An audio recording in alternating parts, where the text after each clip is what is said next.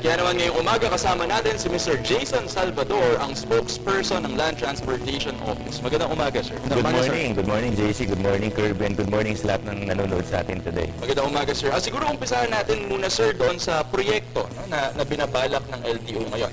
This is an entirely new project na gustong palitan ng LTO ang mga plaka. Can you give us more details, sir? Yes, very timely kasi ito, no?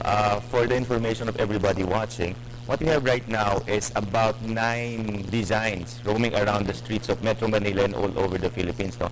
This makes it very hard for our and especially the ordinary commuters to distinct which are the valid ones and which are not.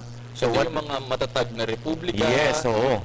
Kung napapansin nyo, mayroong iba-ibang slogan dyan. Matatag na Republika, Philippines 2000. Right. Kay Ramos pa. Okay, Ramos pa. Meron din naman sa panahon ni Erap.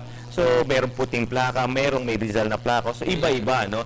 What we plan to do is to just issue one plate, one standard design for all the motor vehicles in the country. We will get rid of the slogans.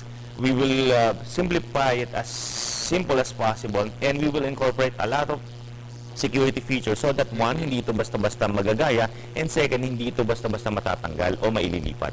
Okay, nabanggit ni Sir Jason yung security features. Sir, ano yung mga provided na security features na ilaload po doon sa panibagong plaka na ito? Like for example, meron po tayong, as far as I know, may mga, yung mga kolorong po na mga sasakyan, like mga public utility vehicles po. Lalagyan po ng mga ruta. Ano po yung exact details sa Yes. Unang-una ganito, no? It has been a problem for a while, yung kolorum na binabanggit mo, yung out of line o yung pagka-cutting trip, no? Malalaking problema yan with regards to the public utility vehicle. Second, yung pagtanggal-tanggal ng plaka, for a bigger problem as carnapping or simple avoidance of color coding, nililipat-lipat. So, one of the security features would be a special tornilyo, no? Na kami lang ang merong tools na magkabit at magtanggal. In this way, once we put on the plate sa inyong vehicle, hindi nyo ito basta-basta matatanggal. Now, this would deter people who would carnap their vehicles and change the plates or for the color coding, and vice versa, doon din sa mga gusto magpalit-palit ng plaka because of colorum. Now, you mentioned about the routes. So this is another security feature. Kasi ngayon, if you would see the for-hire plates, this does not say kung ano talagang rota niya. Ang normal na gawa lang natin, nilalagay yung placard, di ba? Kunyari, Cubao, pinapalit-palitan lang nila yan. In the new plate standard design, the plate itself would have the route. No? For example, tumatak ang biyahe ng jeep is Cubao, Quiapo. Naka-inscript na yun doon. Hindi nila basta matatanggal, hindi nila matatakpat, at hindi malilipat. So this would really help deter colorum and out-of-line routes. Pero sir, bukod pa dito, meron din tayo nung barcode, no? Yes. Na ito yung re-representa doon sa chassis ng sasakyan, engine ng sasakyan. Para saan ito, sir? Yes, a special barcode will also be encrypted on the plate. Now, this is to have all the details of the vehicle, yung mga importanteng vehicles. Our motorists would need not worry, wala ritong sensitive information like their names or their addresses. Ang maglalagay lang dito ay yung mga chassis, motor number, color, yung talagang description ng sasakyan. So that when the law enforcers flag them down, one, they do not have to show many documents, which some people can easily fake, no? And then, the law enforcers just need to scan this, and then they could easily verify kung tama ba ang lahat ng nilalaman. Siyempre, nabanggit na ni Sir yung mga security features. Ang tanong po, ano po ba yung proposed na implementation po nitong pagpapalit ng plaka po? Well, incidentally, today is the bidding for the supply, no? For the standardization of plates. I hope it pushes through today, and if it does, the initial implementation would be this July. It will be for a 5-year period. Dahan-dahan natin siyang papalitan. Yung mga existing, papalitan natin. And of course, by July, yung mga new registrations for the new vehicles would already sport the new plate. Kasama na po yung motorsiklo rito. Kasama na yung motorsiklo. Same plate po. Kung anong motorsiklo, same plate din po with the car po. Yes, same design, but of course, this is smaller. Everything, the size would be the same, no, for the vehicle, the standard now, and the motorcycle. What would change is the background and then the inscription. Plus, also, we would have additional digits. Kung ngayon, sa motor vehicle is 3 letters, 3 numbers. No, in the new plate design para sa mga bagong kotse, it would be 3 letters and 4 numbers. 4 numbers. 4 numbers na. So lahat talaga mapapalit ng plaka, no? Well, for the new vehicles, but for the existing ones, you will still sport the 3 letters, 3 numbers, but with the new design. So, Parang retain lang. Renewal lang. Renewal lang, Ating mga but plaka. sporting the new design so that everybody on the roads would be the same.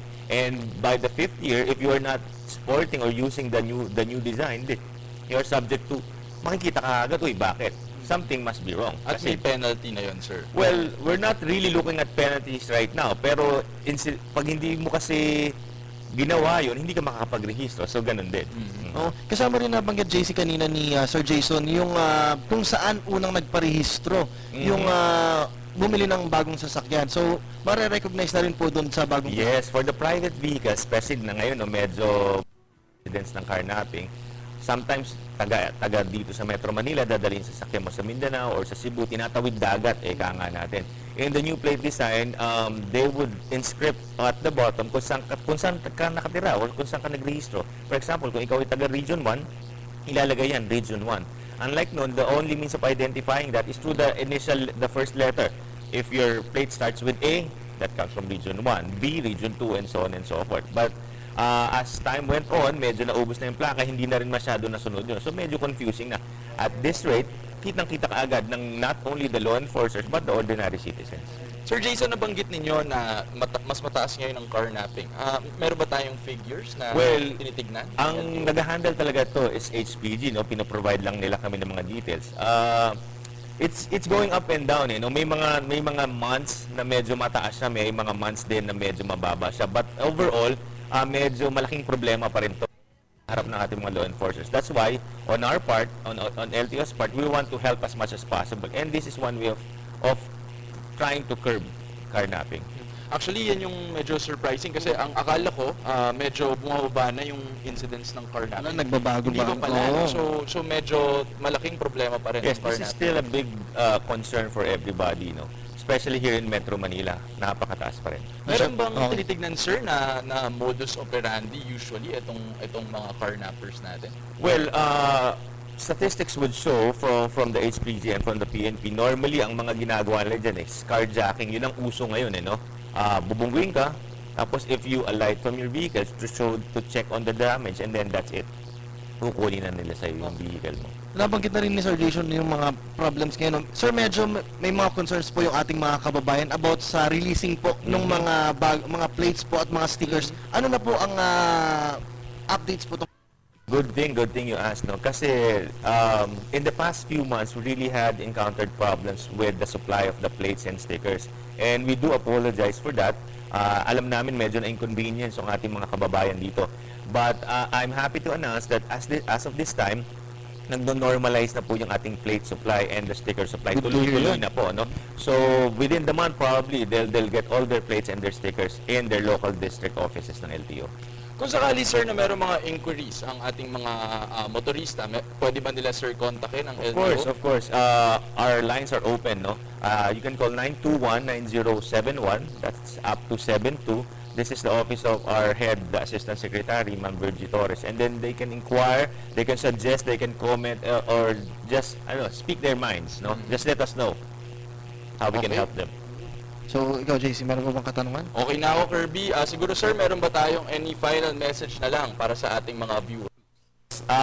Again, we would like to apologize for any inconvenience the supply problem has caused our people, no? But rest assured that LTO is doing their best, and that by this time everything is going back to normal, and we are ready to serve you at any time. Okay, talaga, Kirby, isang magandang proyekto ito ng LTO para masigurado yung ating seguridad, no? Hindi lang para sa mga enforcers na tumitingin kung talagang merong carnapping na nagaganap, no? Pero para rin sa ating mga motorista na syempre, di ba, ayaw din na gusto rin makaiwas sa krimen o sa kung anumang abala sa kanila. Tama ka dyan, JC. Kasabay niyan, talagang sumasabay na ang Pilipinas sa makabagong teknolohiya na talaga naman nararamdaman natin sa ating